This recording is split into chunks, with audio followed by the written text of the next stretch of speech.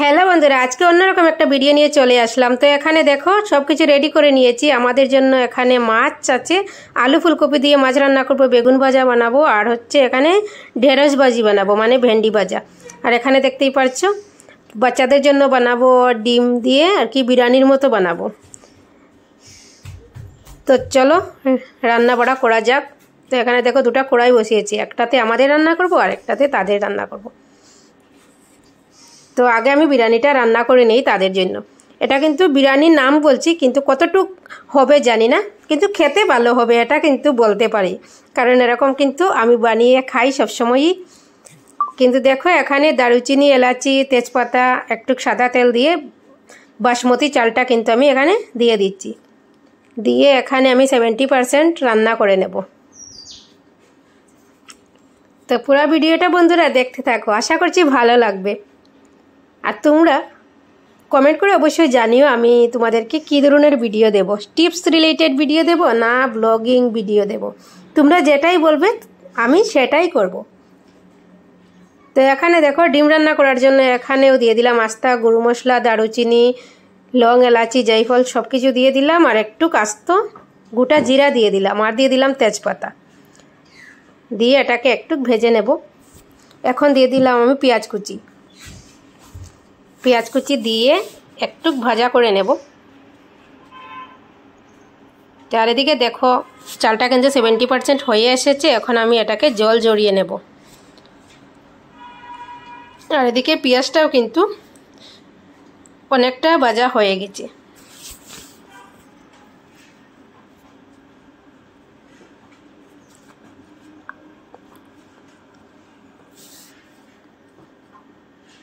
তো চলো পেঁয়াজটা ভাজা হওয়ার পর এখন একে একে আমি মশলা অ্যাড করে দিচ্ছি। এখানে আমি দিয়ে দিচ্ছি হলুদ গুঁড়ো, জিরের গুঁড়ো, লঙ্কার গুঁড়ো, লবণ, ধনিয়ার গুঁড়ো সব কিন্তু একে একে আমি এখানে দিয়ে দেব।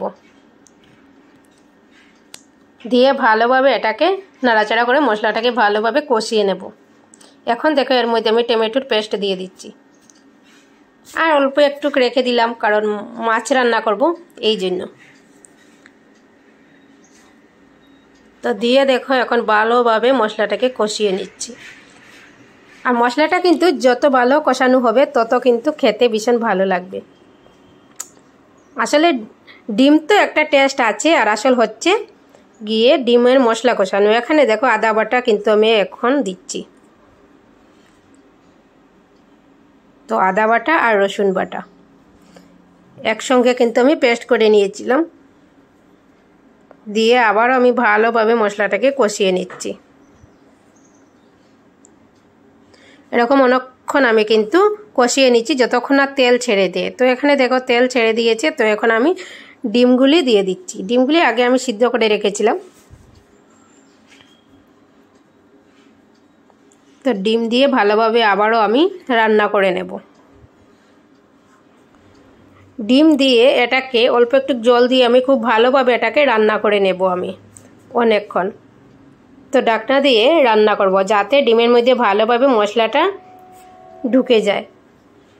তো ডিমটা কিন্তু একটু একটু আমি কেটে দিয়েছি যাতে মশলাটা ভালোভাবে লাগে।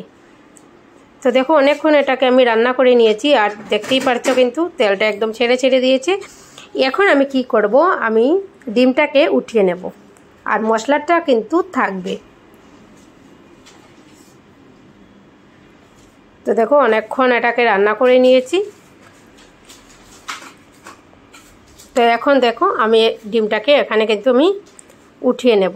দেখো উঠিয়ে নিয়েছি। এখন আমি কি করব, 70% যে রান্না করেছিলাম বাসমতি রাইসটা, তো এখানে দেখো এগুলি আমি কিন্তু দিয়ে দিচ্ছি। মশলার সাথে ভালোভাবে এটাকে নেড়ে নেব আর কি। নেড়ে নিলে আর কি মশলার সাথে এই ভাতটা একদম লেগে যাবে, আর খেতেও কিন্তু ভীষণ ভালো লাগবে। তো এইরকমভাবে কিন্তু দেবো। এরপর কিন্তু ভালোভাবে নেড়ে চেড়ে নেব। দেখো এখন ডিমগুলি আবার উপর দিকে দেব, দিয়ে এরপর তোমাদেরকে দেখাচ্ছি। আর অল্প একটু জলও দেব নিচের দিকে, না হলে কিন্তু লেগে যাবে মশলাটা।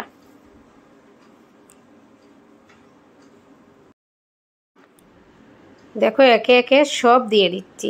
দিয়ে এরপর যত মশলা টশলা যা কিছু দেওয়ার আছে সব কিন্তু আমি এখনই দিয়ে দেব। তো আমার ডিম দেওয়া শেষ। এখন এর মধ্যে দেব আমি হচ্ছে গিয়ে একটু বিরিয়ানি মশলা দিচ্ছি এখানে, কারণ সেন্ট আসবে আর কি। এরপর উপর দিকে ধনে পাতা দিয়ে দিচ্ছি, এরপর কাঁচা লঙ্কা দিচ্ছি, মানে একটু সুন্দর গন্ধ করবে। এরপর কি করব, এরপর আমি ঢাকনা দিয়ে রাখব। ঢাকনা দিয়ে দিয়েছি বন্ধুরা, একটা থাল দিয়ে কিন্তু ঢাকনা দিয়েছি, দেখতে পাচ্ছ।